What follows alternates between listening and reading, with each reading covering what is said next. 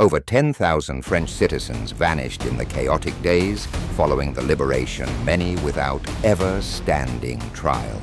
Crowds erupted, streets filled with shouting. Young men barely in their 20s were taken accused and never returned. But that was only the surface of the story. The world thought it understood the fate of those who stood on the wrong side of history. But a far more unsettling truth has remained hidden for decades. To uncover the full truth of history, we must return to one of the darkest chapters of the 20th century. In 1940, France, once the pride of Europe, crumbled in just 6 weeks under the pressure of Hitler's armies. The glamorous streets of Paris quickly fell silent under the marching boots of the Nazi occupiers. The lights of freedom dimmed, replaced by fear, betrayal, and quiet survival. The French people faced a cruel dilemma: stay silent and survive, or resist and risk disappearing forever. Beneath the floorboards of old cafes, in dusty attics and hidden cellars, the spirit of resistance flickered to life, fueled by courage and desperation. But not everyone resisted. Thousands of French men and women, out of fear, hunger, or self-interest, chose to cooperate with the occupying regime. Suspicion seeped into every corner of life. Neighbors turned on neighbors. A careless word could mean imprisonment, or worse, forced labor far from home. In this climate of uncertainty, the Milice was formed, a paramilitary force aligned with the Nazi-backed Vichy regime. They didn't just go after resistance fighters, they targeted their fellow countrymen. They enforced fear, and their presence became deeply resented. Not all who joined the Milice did so by choice. Some were coerced, others joined to protect their families. Many were simply trying to survive one more day. But as the war shifted and France was liberated, public patience wore thin. Those associated with the Milice were now seen not as victims of circumstance, but as enemies within. There were no official trials, no formal hearings, only the fast, unforgiving judgment of a population wounded by years of occupation. In the midst of celebration, many personal tragedies unfolded, names, forgotten stories, silenced, all buried beneath a single word: traitor. The rise of the Milice. The fall of France in 1940 did more than surrender territory. It shattered the soul of a nation. In the so-called Free Zone, Marshal Pétain's Vichy government promised to preserve French honor. But behind the handshakes and slogans, betrayal crept like a disease. By 1943, as the resistance grew stronger, Vichy struck back. They created a new force, the Milice Française, led by Joseph Darnand, once a decorated soldier, now a loyalist to Nazi Germany. The Milice were no ordinary police. They were Frenchmen pursuing their own without legal oversight. Their most dangerous asset wasn't their weapons. It was their knowledge.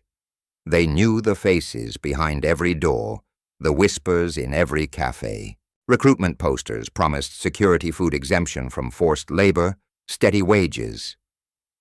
Desperation did the rest. Farmers' clerks, even teenagers signed up, not always fully aware of what it meant. But the Milice didn't just oppose the resistance. At times they acted on personal spite. A neighbor who refused a favor, a rival in love.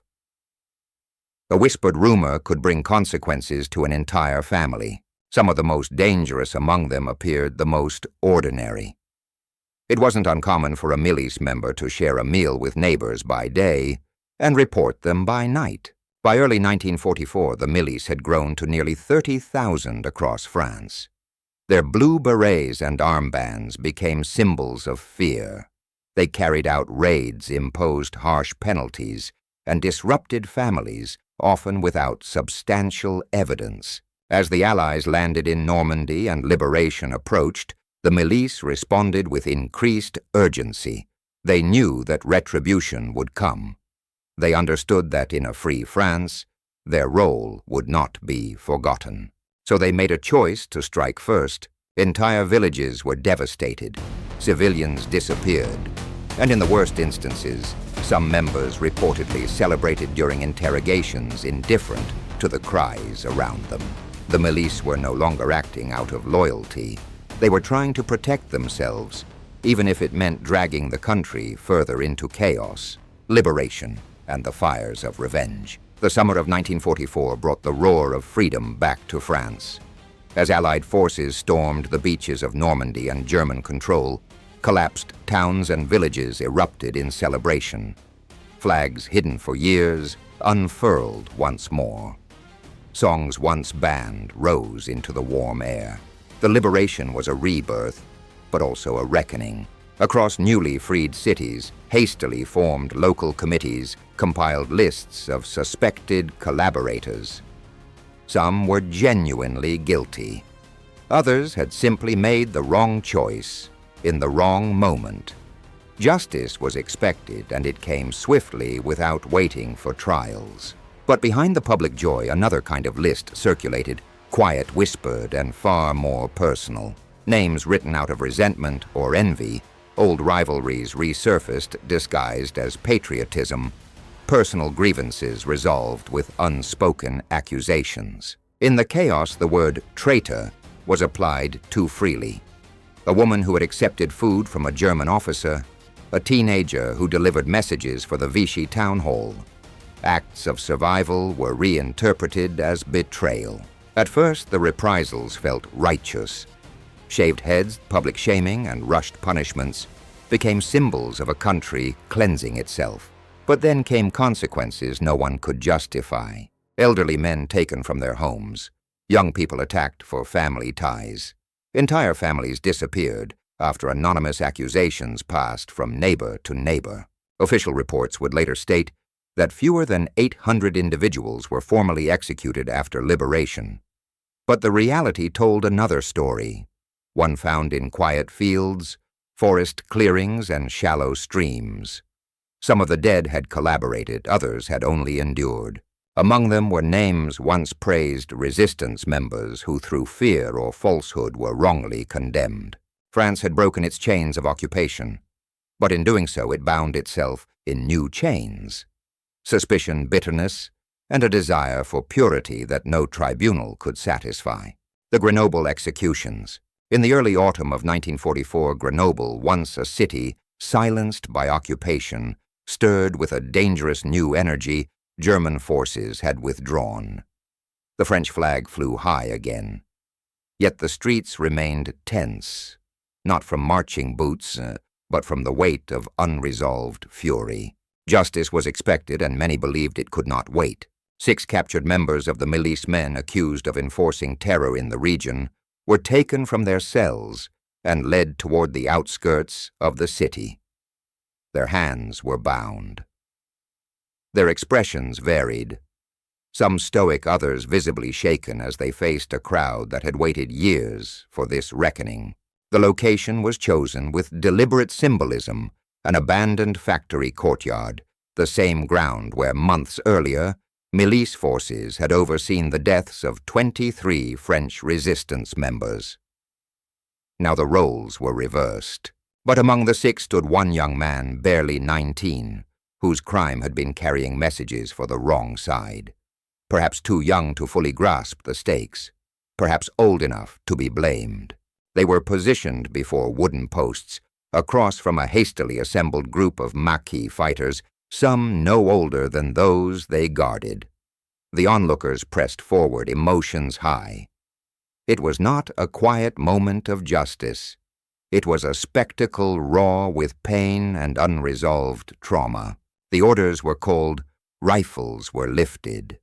One witness recalled that the youngest prisoner looked to the distant mountains as if searching for one last peaceful memory. The first volley echoed, shattering the silence. Some collapsed instantly. Others faltered, clinging to consciousness. A second round followed.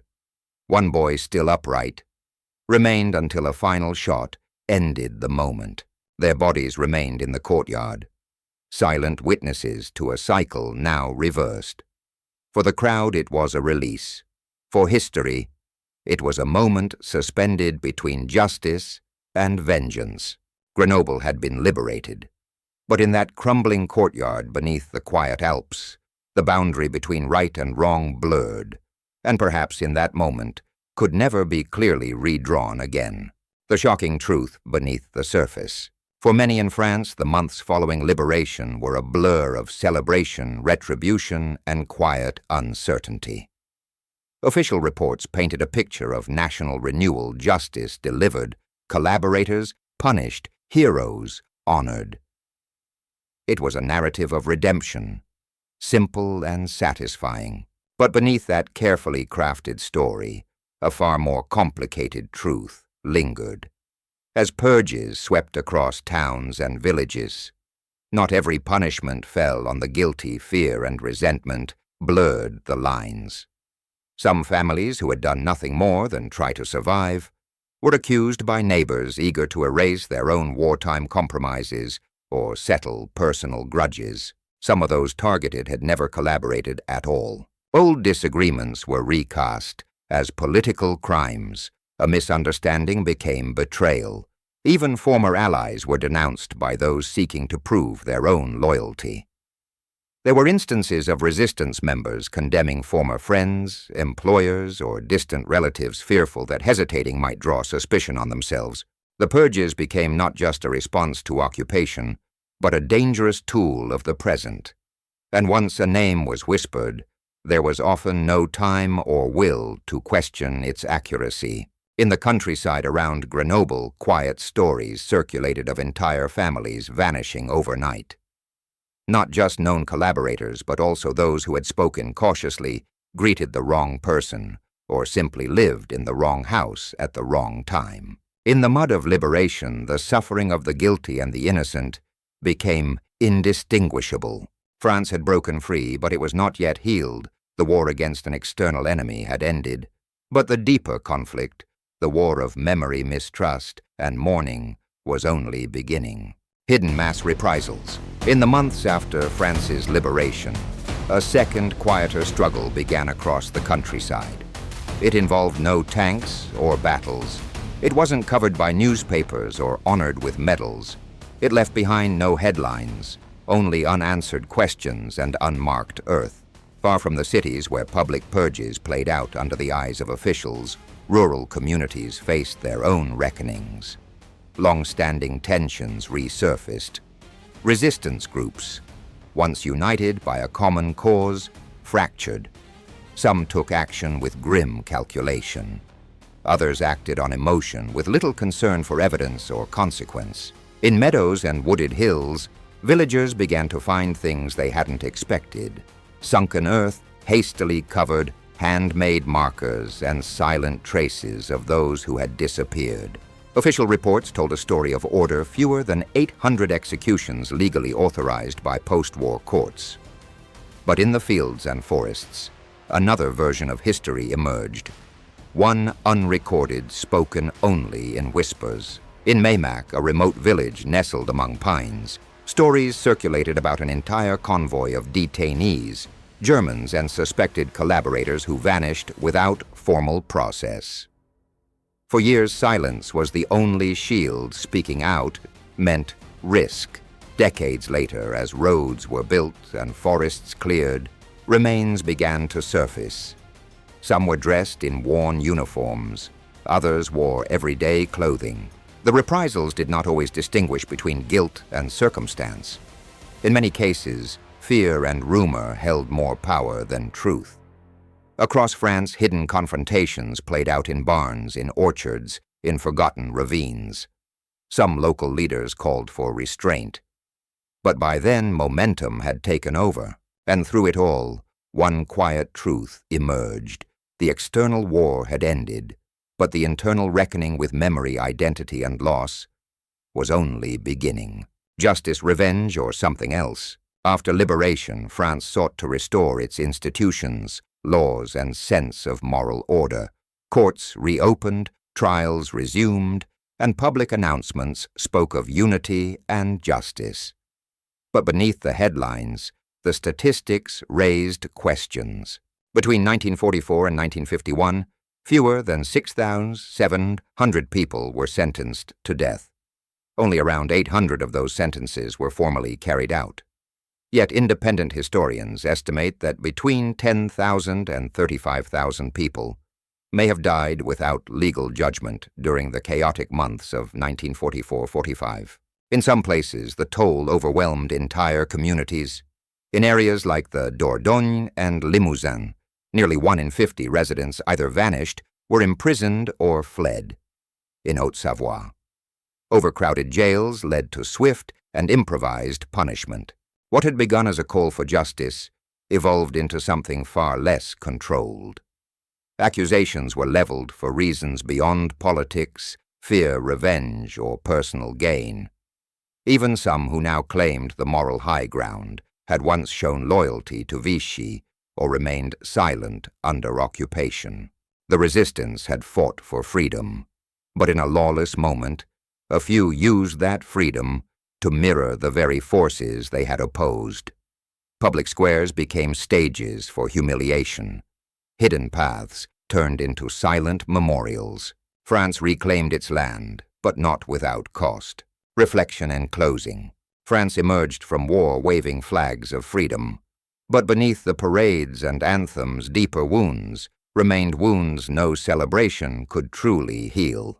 The purges were meant to cleanse the soul of a nation, but they left behind echoes of fear, broken families, and memories many chose not to speak of. Right and wrong blurred, and the cost of liberation, once measured in battles and victories, now included unseen sorrow.